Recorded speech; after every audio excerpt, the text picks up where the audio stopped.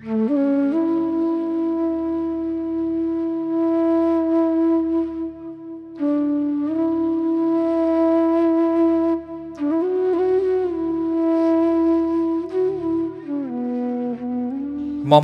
মায়ের শরীরে বাসা বেঁধেছে জীবন্ত পোকা।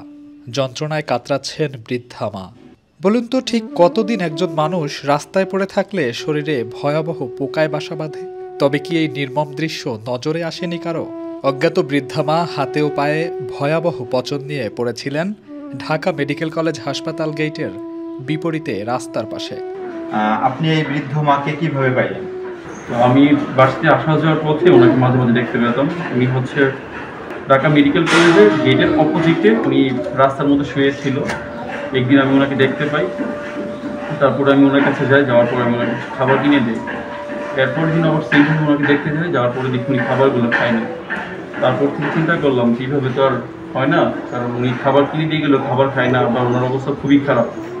তারপর আমি আমার ভাই ছোটো ভাইকে নিয়ে আমরা ঢাকা মেডিকেল কলেজ হসপিটালে যাই। ওই জায়গা থেকে আমরা কিছু টেস্ট করাই, দেন আমরা এই জায়গা থেকে নিয়ে আসি।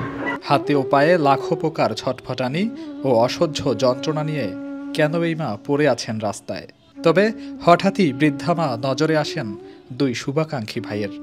তারা অজ্ঞাত বৃদ্ধা মাকে ঢাকা মেডিকেলে প্রাথমিক চিকিৎসা শেষে শাহবাগ থানায় সাধারণ ডায়েরি অন্তর্ভুক্ত করে নিয়ে আসে দেশের বৃহত্তর আশ্রয়স্থল চাইল্ড অ্যান্ড ওল্ড এজ কেয়ারে। পায়ে এবং হাতে দেখা যাচ্ছে যে হচ্ছে ব্যান্ডেজ। আসলে কি হাতে এবং পায়ে কি ওনার পছন্দ হচ্ছে? জি, ওনার হাত এবং পায়ের বেশ কিছু অংশ পচে গেছে, পোকা মাকড়।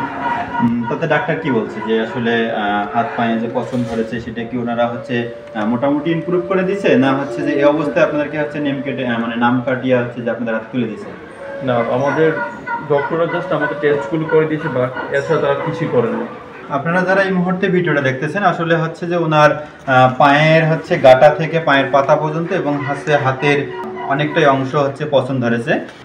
আমরা এই বৃদ্ধ মাকে এখন হচ্ছে যে আমাদের যে মেডিকেল টিম আছে, মেডিকেল টিম এবার ড্রেসিং করবে। আপনারা দেখতেছেন উনি হচ্ছে কোনো কথাবার্তা কিছুই বলতে পারতেছে না।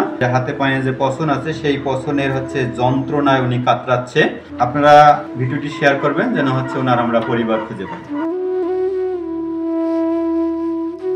পরবর্তীতে চাইল্ড অ্যান্ড ওল্ড এজ কেয়ারের মেডিকেল টিম বৃদ্ধা মায়ের হাত ও পায়ের পোকা অপসারণ করে ড্রেসিং সম্পন্ন করেন।